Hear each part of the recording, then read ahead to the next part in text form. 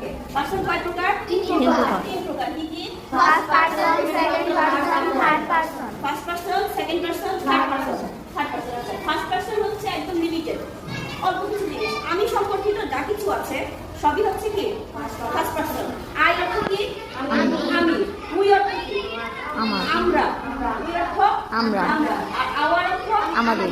এটা যদি অবজেক্ট বোঝায় তারপর হচ্ছে এটাও ফার্স্ট পার্সনের মধ্যেই পড়ে।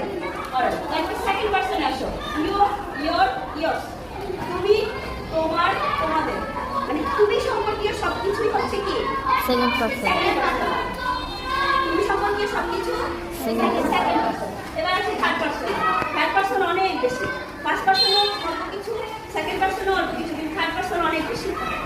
আর সমাজে থার্ড পার্সন বেশি বলে কি ঝামেলা বেশি, তাই না? ঝগড়াঝাটি বেশি হয়, থার্ড পার্সন বেশি ইন্টারফেয়ার করে, ঠিক না? এখন ওই যে বললাম থার্ড পার্সন মানে হচ্ছে আমি আর তুমি বাদে বাকি সবই কি আমি আর সবই থার্ড পার্সন, ঠিক আছে? আমি আর তুমি এই দুজন ছাড়া বাকি সব কি আর হি, সি, দে, ইট, তারপরে যে কোনো নাম ধরে যদি বলে রহিম, করিম এরকম যদি বলে সবই হচ্ছে কি থার্ড পার্সন।